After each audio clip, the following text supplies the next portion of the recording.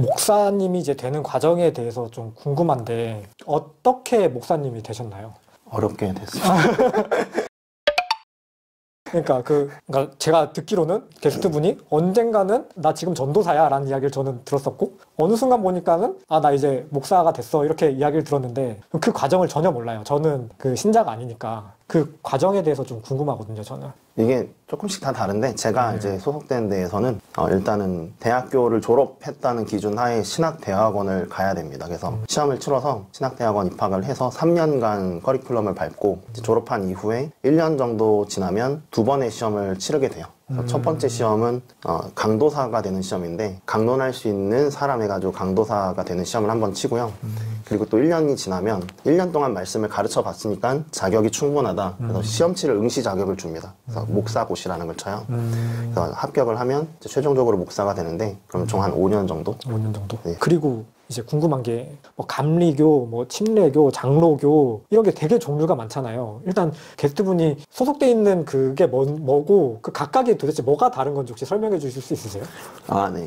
저는 장로교단에 속해 있고요. 복잡하게 말하면 저도 잘 모르니까 간단하게 말씀드리면 교회에서 의사결정 구조나 그 다음에 성경에서 약간 해석이 좀 나뉘는 부분? 객관적으로 보면 이제 고대에 쓰인 문서를 이제 현대인들이 해석을 하는 거다 보니까 조금 해석이 첨예하게 갈리는 부분이 있는데 그런 것 중에 이거는 이렇게 생각하거나 저렇게 생각하거나 우리가 예수님을 믿는다는 거에 있어서 서로 그렇게 막 터지게 싸울 부분은 아니다. 동의는 이제 난 이쪽이 되고 난 저쪽이 동의가 된다. 그러면 우리가 그냥 따로 이제 교단을 만들어서 신앙생활하는 게 더 유익하겠다. 이렇게 되어서 이제 갈라지는 부분들이 있는 것 같아요. 감리교나 침례교나 장로교 이게 다 그러니까 교회 입장에서는 건전한 그런 교단인데 저는 이제 장로교에 속해 있고. 그러면 이제 신자들이 난 이 교회를 다닐 거야라고 정할 때 그냥 랜덤이잖아요, 사실. 장로교를 갈지 그런 거를 정하지는 않죠, 신자들은. 그죠? 그걸 아는 사람은 벌써 그냥 처음 교회를 다니기로 결정하는 그런 분이 아니죠.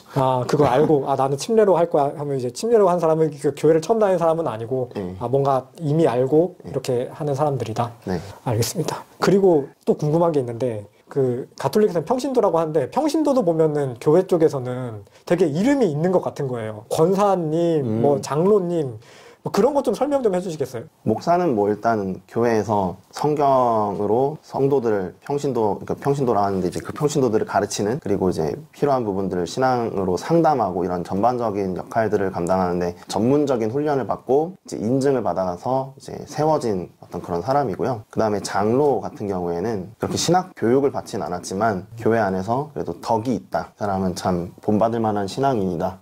이런 것들이 인정이 되었을 때 교회 안에서 좀 의사결정을 하거나 할 때 목사와 함께 교회 전반을 운영하는데 참여하는 그런 직분이고요. 그다음에 집사 같은 경우에는 이제 교회 안에 필요한 사업들, 어떤 교회를 돌보는 데 있어서 필요한 사업들이나 그다음에 외부의 구제 사업, 구호 사업 같은 거를 할 때 적극적으로 나서서 할 수 있는 그런 일꾼들, 이제 집사라고 해서 이제 직분 이름을 주고 세우는 그런 제도입니다. 권사는 그럼? 권사는 사실 이제 교단마다 조금 달라가지고 그렇긴 한데 저희 교단에서는 이제 여성도들 중에 저희 교단은 여성도들에게 장로 직분을 주지 않거든요.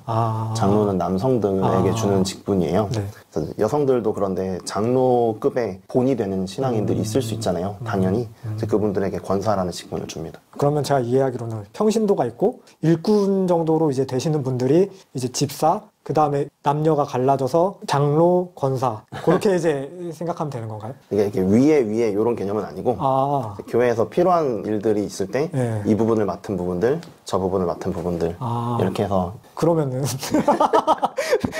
집사님을 하다가 이제 권사님을 하시는 분은 있을 거고 권사님을 하다가 집사를 할 수 있는 거고 그런 거는 없어요? 서로 이제 교환이 되나요, 그게? 교환.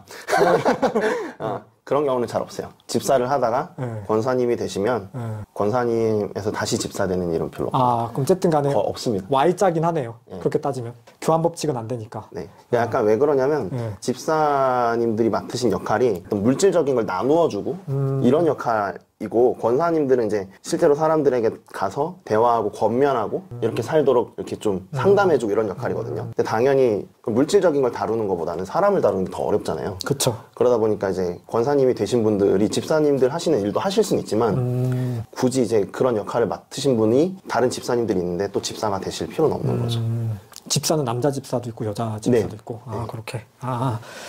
네, 좀 제가 또 궁금한 게 있는데 코로나 이번에 터지면서 연일의 스케일링은 건강보험 적용이 되는 진료 항목입니다. 가보고 싶은 집 근처 치과에 가서 예약 후 진료를 받으세요.